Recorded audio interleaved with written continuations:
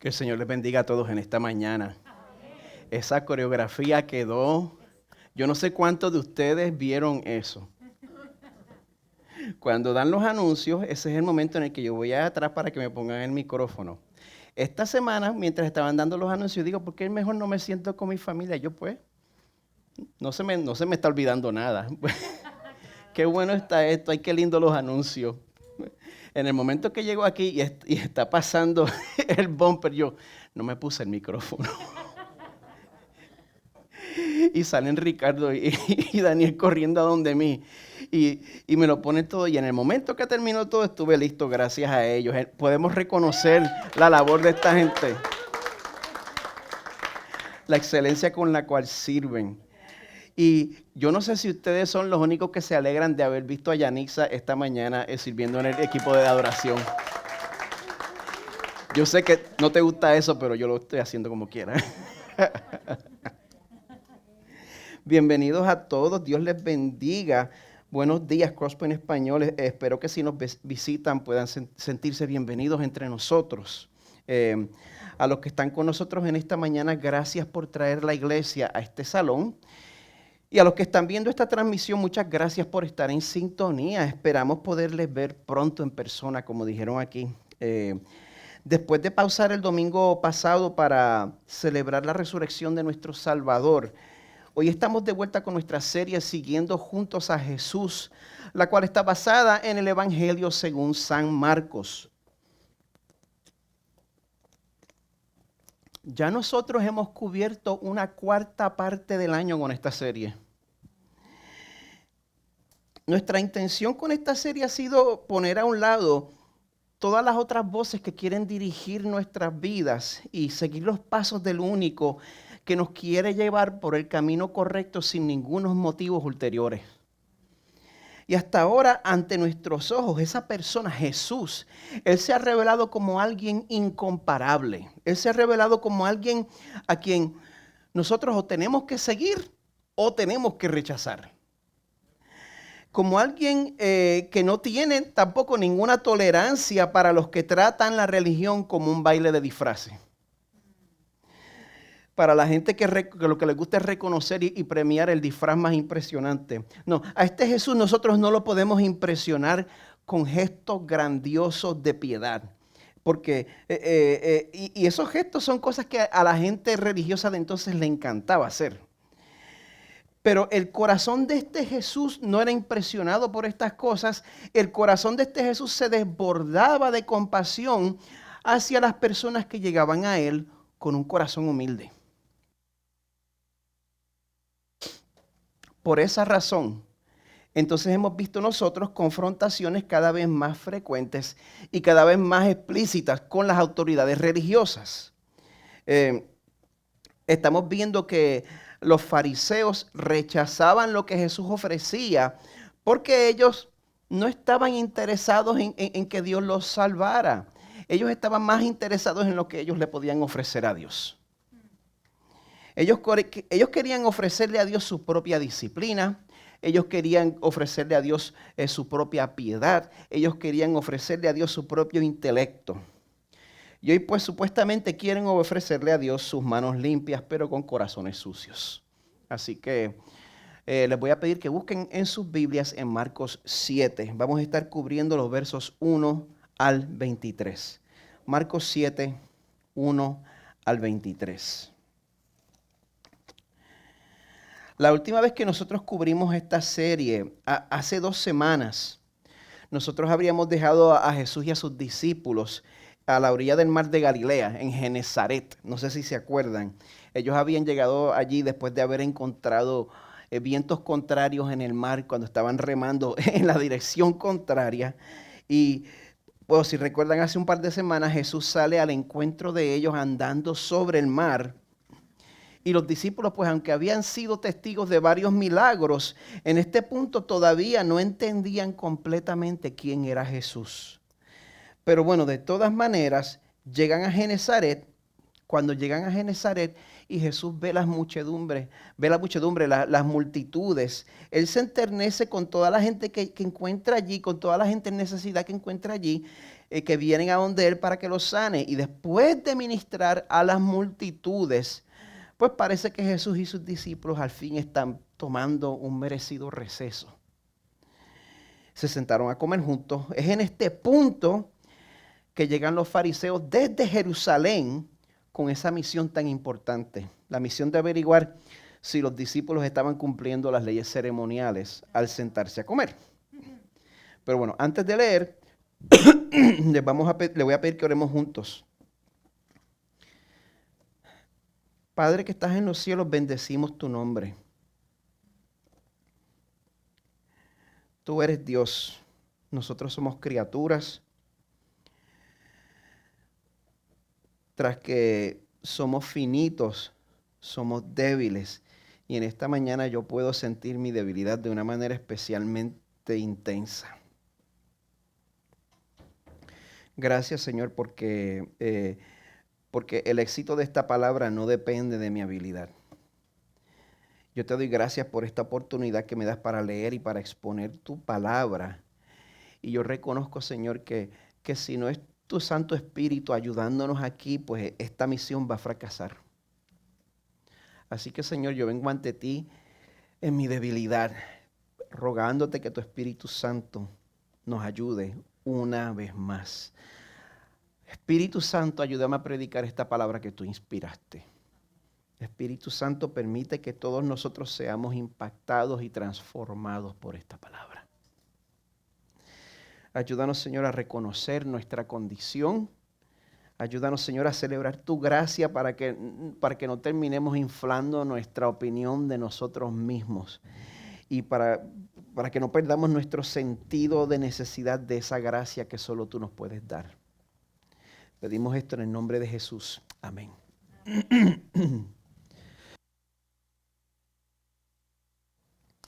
La obra de William Shakespeare titulada Macbeth fue publicada en el año 1623. En esa obra dramatiza los efectos dañinos físicos y psicológicos de la ambición política en la gente que busca el poder por su propia cuenta. Esa obra está libremente basada en la vida de un personaje histórico, alguien que existió de verdad. Macbeth fue rey de los escoceses a principios del siglo XI.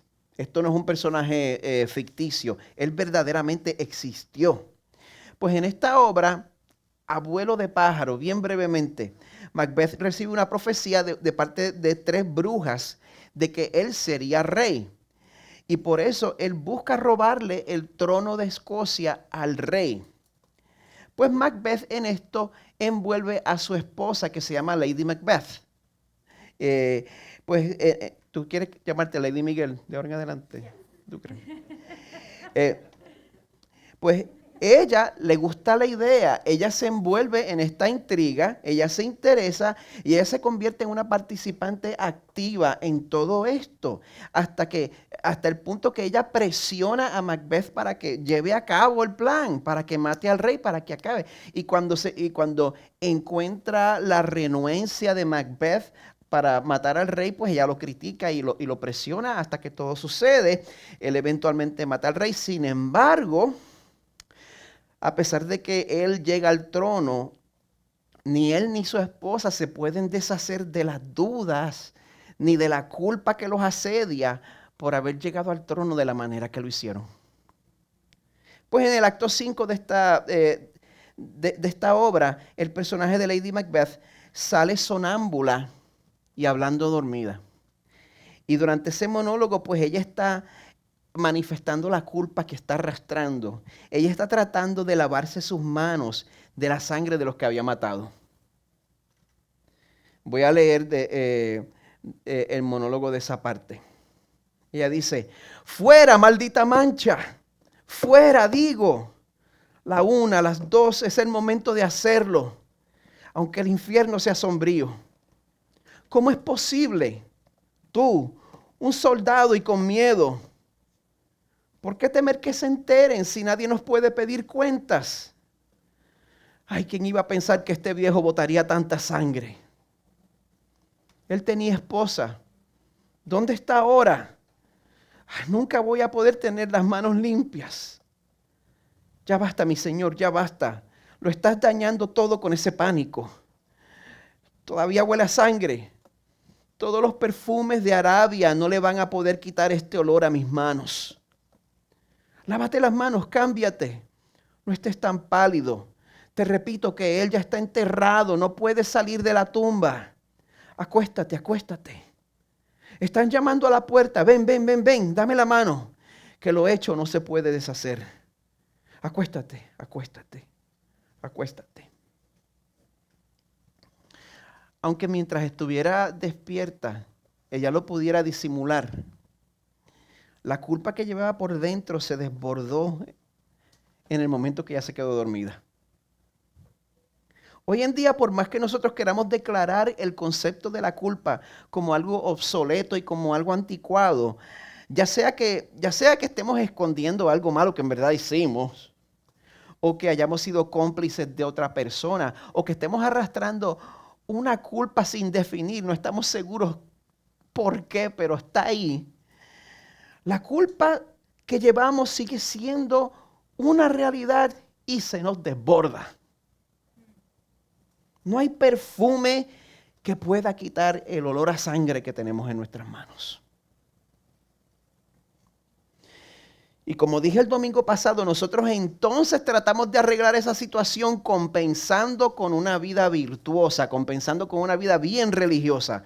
Nos ponemos a ayudar a los pobres, nos envolvemos en la reconciliación racial, nos ponemos a rescatar perros callejeros, pues empezamos a abogar en contra del aborto, a favor de la adopción, donamos dinero a causas caritativas, pasamos nuestras vidas lavándonos las manos hasta que se resecan y se cascaran. Pero Romanos 3 nos mira a los ojos y nos dice, no hay justo ni aun uno, todos pecaron y no alcanzan la gloria de Dios. ¿Ya se sienten bien? Si vinieron aquí para un mensaje positivo, perdónenme.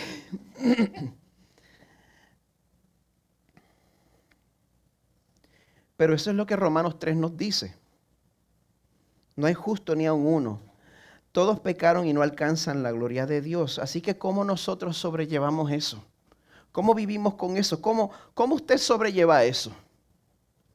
Dime, ¿cómo tú limpias la mancha que sabes que tienes en tu corazón? ¿Cómo calmas tu culpa? Pues en este pasaje vamos a ver que los fariseos lo hacían de una manera religiosa. Por ejemplo, ellos tomaron algo importante, la ley ceremonial que habían recibido de Moisés, la cual Moisés había recibido de Dios.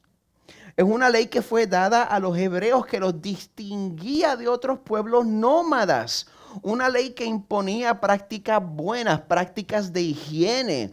Una ley cuyo propósito era dejarnos saber que nuestro pecado nos contaminaba y nos ponía en la posición de necesitar ser limpios delante de nuestro Dios santo y puro. Pues, ¿qué sucede? Los fariseos tomaron esas leyes y reglas a través de los siglos y las interpretaron y las reinterpretaron y las volvieron a reinterpretar de manera que ellos terminaron escribiendo volúmenes enteros sobre el tema de cómo lavarse las manos correctamente antes de comer. Solo en ese tema. Pero entonces usaban el procedimiento del lavamiento de manos como base para sentirse limpios ante Dios y superiores al pueblo. Y superiores a los que no siguieran ese procedimiento.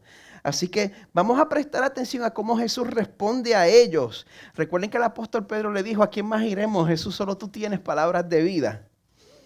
Nosotros también necesitamos recibir esas palabras en esta mañana. Porque los fariseos no son los únicos que tratan de justificarse con su religión. Si hay algo que tiene este tema del legalismo, es que siempre se lo veo a otro y nunca me lo veo a mí. Verdaderamente.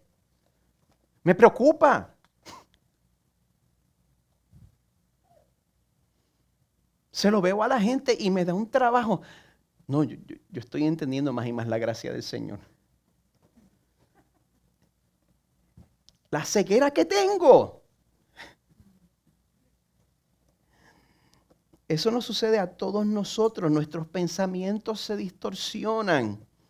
Y los primeros pensamientos distorsionados que entran a nuestra mente es que la corrupción y las malas influencias vienen exclusivamente de afuera. Que nuestro problema principal es que, bueno, nosotros somos gente decente y pues tenemos que cuidarnos de lo que entra a nuestros ojos y a nuestras mentes.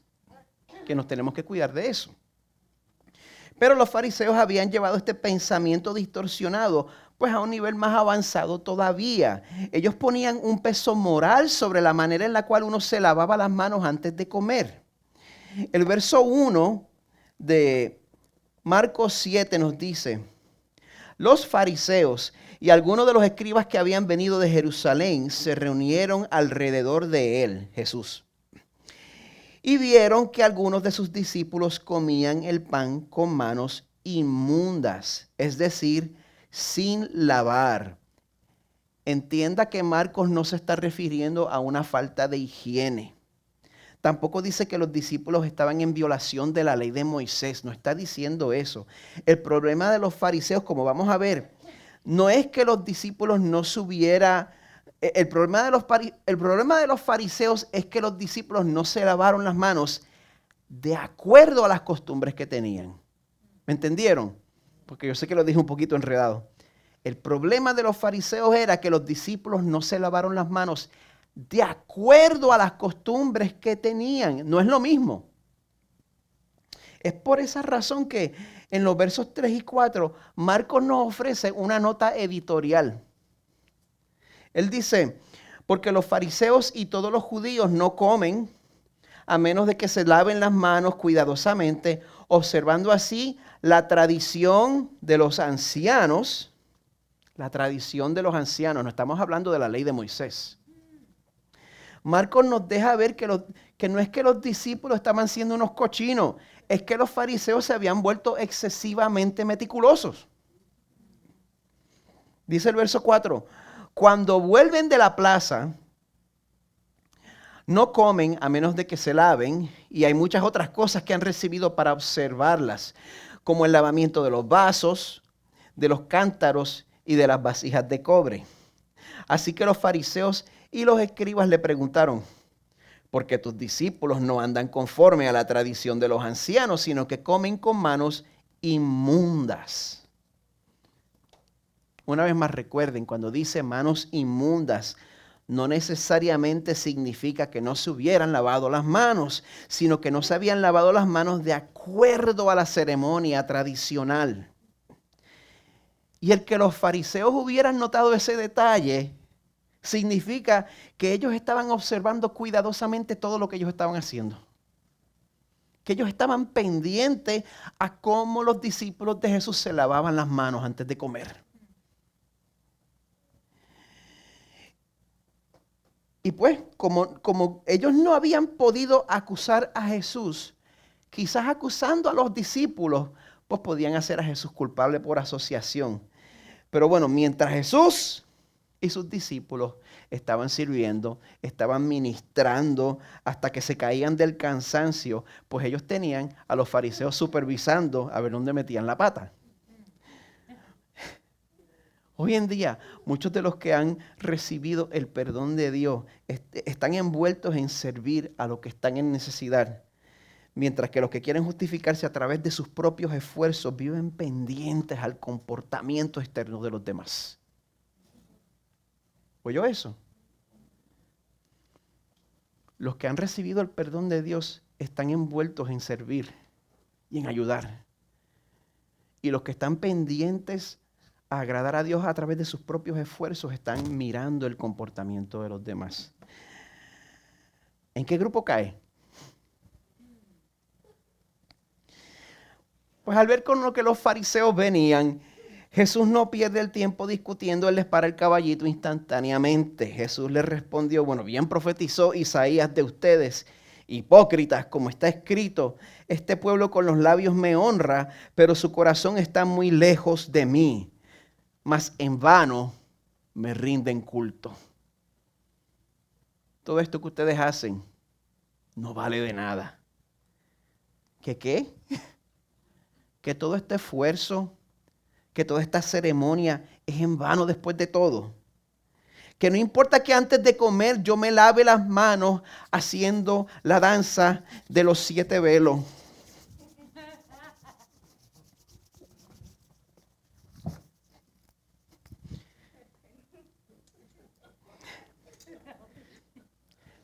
Jesús dice que como quieres en vano. ¿Por qué? Él dice por qué, el resto del verso 7. Porque estamos enseñando como doctrinas preceptos de hombres.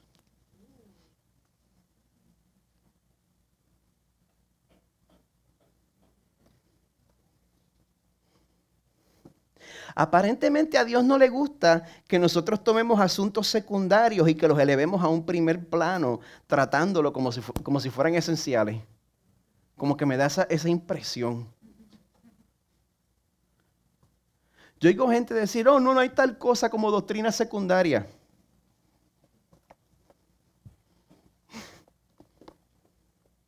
Repito, a Dios no le gusta que nosotros tomemos asuntos secundarios.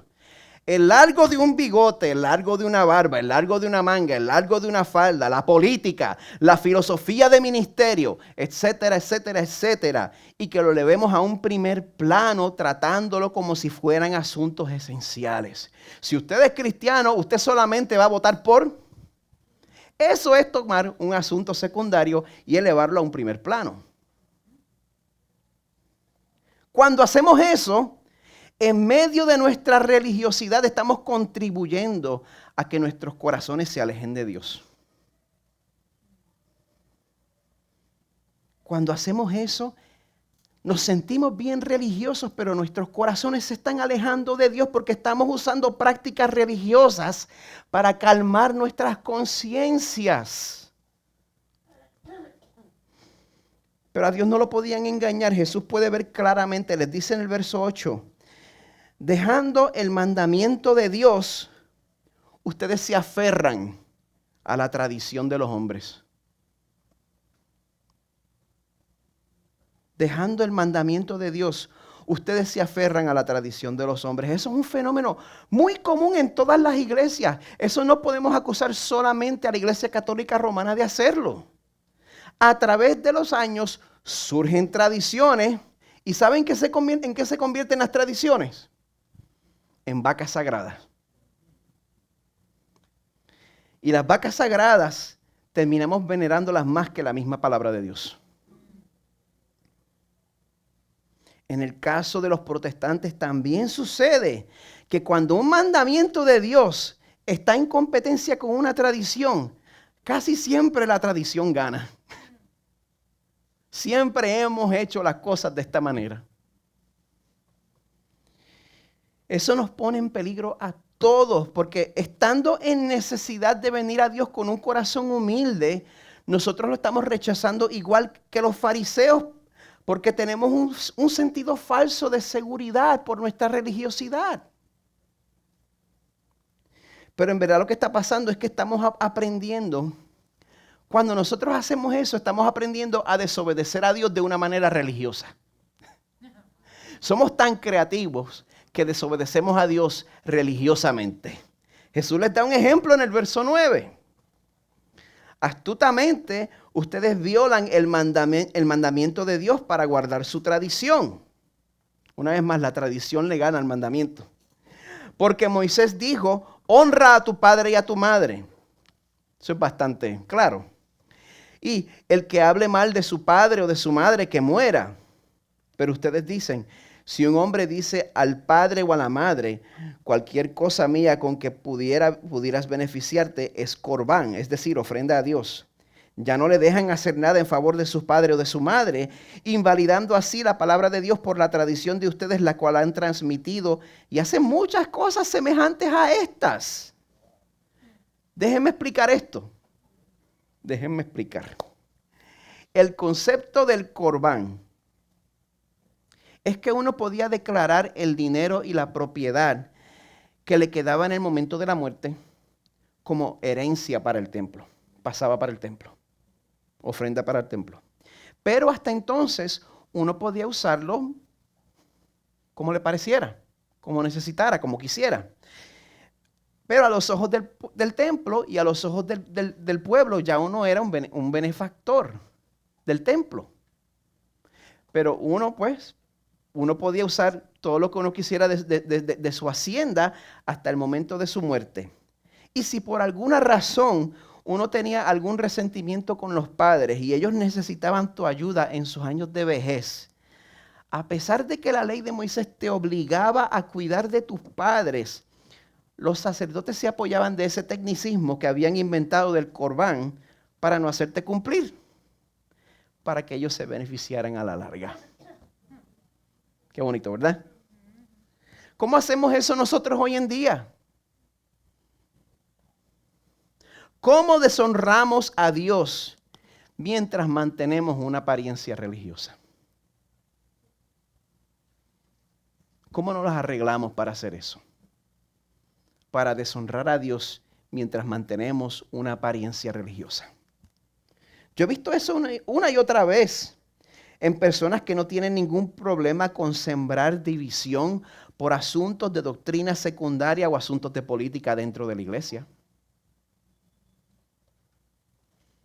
El que siembra división dentro de la iglesia por asuntos de doctrina secundaria o asuntos de política está deshonrando a Dios mientras mantiene una apariencia religiosa. Me puede citar, me puede poner en Facebook. Yo he visto eso en personas que se coronan a sí mismos como plantadores de iglesias, pero lo hacen robándose miembros de otra iglesia. Lo veo en otros. Ahora, ¿cómo lo hago yo? ¿Cómo lo hace usted?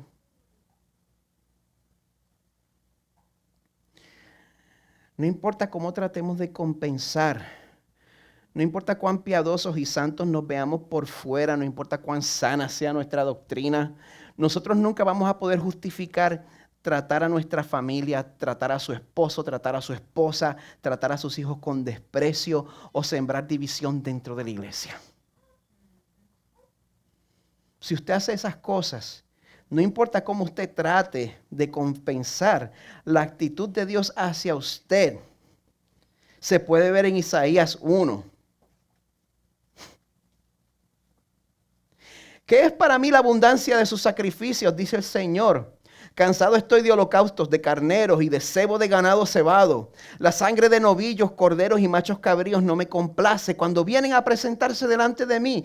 ¿Quién demanda esto de ustedes, de que pisoteen mis atrios? No traigan más sus vanas ofrendas, el incienso me es abominación. Luna nueva y día de reposo, el convocar asambleas, no tolere iniquidad y asamblea solemne. Sus lunas nuevas y sus fiestas señaladas las aborrece mi alma. Se han vuelto una carga para mí. Estoy cansado de soportarlos. Cuando extiendan sus manos, esconderé mis ojos de ustedes. Sí, aunque multipliquen las oraciones, no escucharé. Sus manos están llenas de sangre. Lávense, límpiense, quiten la maldad de sus obras de delante de mis ojos. Cesen de hacer el mal, aprendan a hacer el bien, busquen la justicia. Reprendan al opresor. Yo sé que yo no puedo decir esto hoy en día, me caen chinches por decir esa palabra. Les prometo que estoy leyendo lo de la Biblia. Reprendan al opresor, defiendan al huérfano, aboguen por la viuda. El problema lo tienen con Isaías. Y encima de todo esto, Jesús declara que el tradicionalismo, no la tradición, no le estoy tirando a la tradición. De la manera que la visión que yo tengo para Crosspoint Español es que nosotros nos beneficiemos de todo, de lo que la historia de la iglesia por los últimos 2000 años tiene que enseñarnos. La tradición tiene muchas cosas buenas que enseñarnos a nosotros. No me refiero a la tradición, me refiero al tradicionalismo. El tradicionalismo es inútil como vehículo de justificación. para hacerle justo delante del Señor. Al principio del verso 14 dice, llamando de nuevo a la multitud, Jesús les decía, oigan, escuchen todo lo que les digo y entiendan. No hay nada fuera del hombre que al entrar en él pueda contaminarlo, sino lo que sale de adentro del hombre es lo que contamina al hombre. Si alguno tiene oídos para oír, que oiga. Pues después los discípulos quisieron preguntarle más sobre lo que había dicho. Verso 17, cuando Jesús dejó a la multitud y entró en casa, sus discípulos le preguntaron acerca de la parábola. Esta vez Jesús pues le responde con un poquito de más firmeza. También ustedes son tan faltos de entendimiento, les dijo. No comprenden que todo lo que de afuera entra al hombre no lo puede contaminar, porque no entra en su corazón sino en el estómago y se elimina. En el original griego es más gráfico, es más cercano a la Reina Valera del 60 que dice no entra en su corazón sino en el vientre y sale a la letrina. Entonces Jesús, en este momento, no pasen por alto lo que Jesús hace en este momento. En el verso 19, al final del verso 19 dice Jesús declaró así limpios todos los alimentos. Jesús está hablando con las multitudes, tiene a los fariseos ahí, está en medio de esa controversia y en ese momento Él declara limpios todos los alimentos. ¿Usted se da cuenta de lo que Jesús está haciendo ahí? Jesús está haciendo un pronunciamiento sobre la ley de Moisés. ¿Quién se atreve a hacer eso? ¿Quién tiene la autoridad para hacer eso? Dios. Solamente Dios. Solo Dios tiene la autoridad para hacer ese tipo de pronunciamiento y Él hace esa declaración porque toda la ley fue cumplida a través de Él, por Él. Por lo tanto, pues declaró como cumplida la ley ceremonial y gracias a Jesús, hoy usted y yo podemos disfrutar de la tocineta sin cargo de conciencia. ¿Quién dice amén? Amén.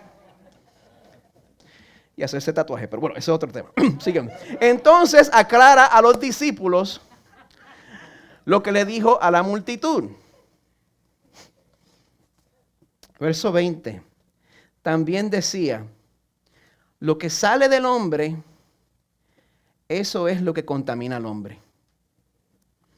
Porque de adentro, del corazón de los hombres, la lista que da es que salen todas las cosas. Los malos pensamientos. Toda la gente que me ha hecho la vida de cuadrito no me ha puesto esos malos pensamientos en mi cabeza. Sencillamente han sacado lo que ya estaba ahí. Del corazón de los hombres salen las fornicaciones. En el original griego usa una palabra porneia, que es una palabra que básicamente cubre todo lo que tiene que ver con inmoralidad sexual. La próxima vez que alguien le diga que Jesús no habló sobre la inmoralidad sexual, Marcos 7:21.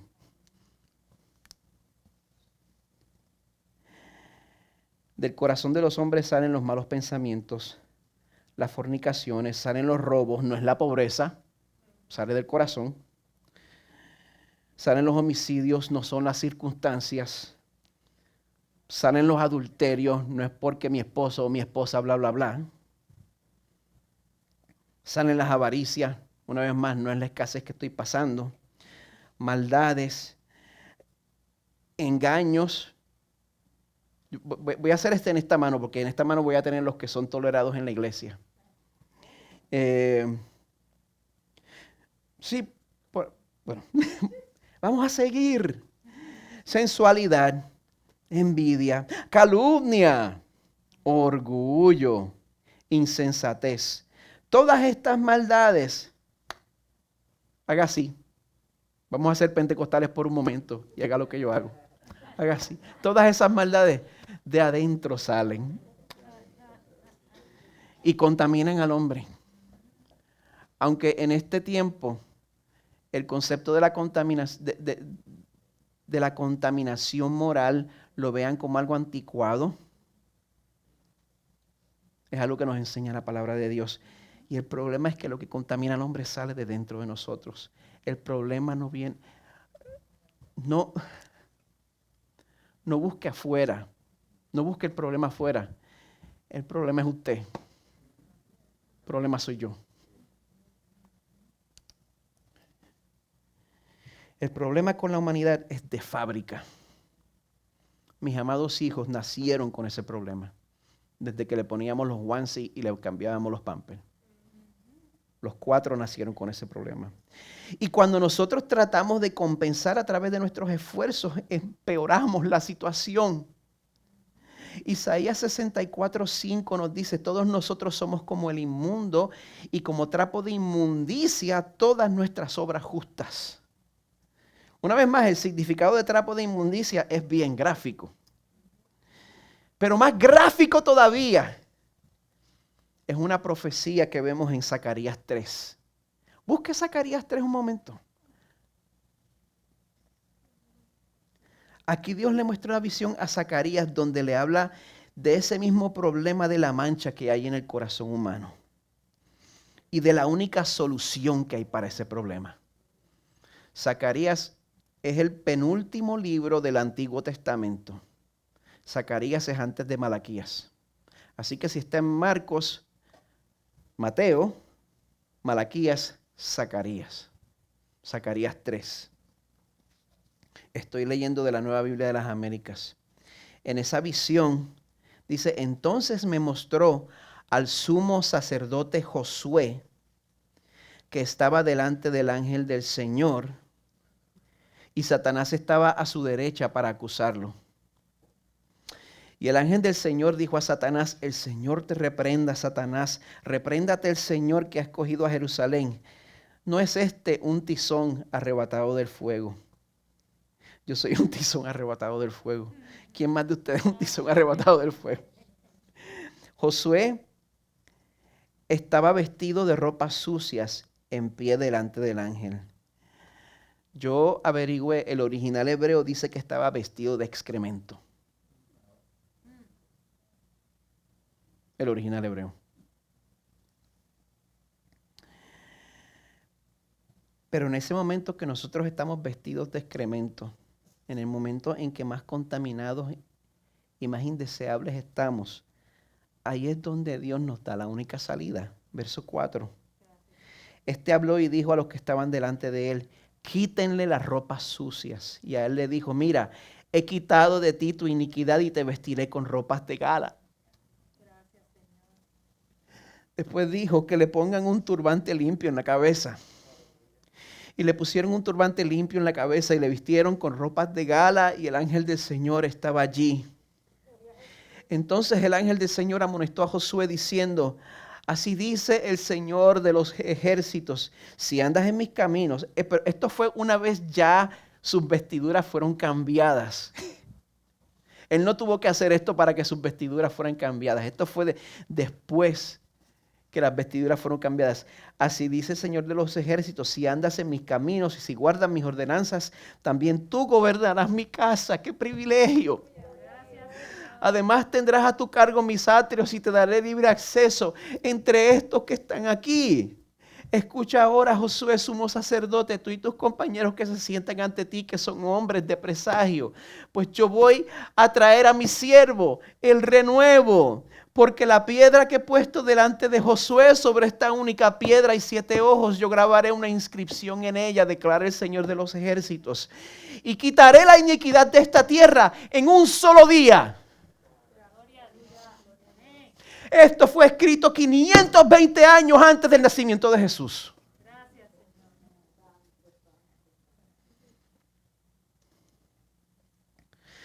Aquel día, declara el Señor de los ejércitos, convidarán cada uno a su prójimo bajo su parra y bajo su higuera. Dios tiene que ser el que limpie nuestra mancha. Nuestra redención tiene que venir de afuera. No lo podemos hacer nosotros mismos. Dios tiene que ser el que cambie nuestras vestimentas sucias y nos ponga su ropa de gala. Y gloria a Dios porque el nombre de este sacerdote, Josué, nos deja saber quién sería el sumo sacerdote enviado a cambiar nuestras vestimentas sucias. Josué, en el original hebreo, es Yehoshua, que de ahí viene Yeshua, Jesús. Y Zacarías anuncia esto 520 años antes de su nacimiento. Y es en este Jesús que encontramos la esperanza que el apóstol Pablo celebra en Romanos 5. La esperanza de que a pesar de que nosotros nunca podríamos limpiar la sangre de nuestras manos, precisamente en el momento de nuestra culpa, como dice Romanos 5, 6 al 11, mientras aún éramos débiles en el momento que estábamos sucios y cubiertos de excremento, a su tiempo Cristo murió por los impíos. Está sucio, es el momento perfecto para venir a Él. No te tienes que limpiar. Porque difícilmente habrá alguien que muera por un justo, aunque tal vez alguno se atreva a morir por el bueno. Así es como nosotros tratamos entre nosotros. Pero Dios demuestra su amor para con nosotros en que siendo aún pecadores, Cristo murió por nosotros. Entonces, mucho más habiendo sido ahora justificados por su sangre, seremos salvos de la ira de Dios por medio de Él. Porque si cuando éramos enemigos fuimos reconciliados con Dios por la muerte de su Hijo, mucho más, habiendo sido reconciliados, seremos salvos por su vida.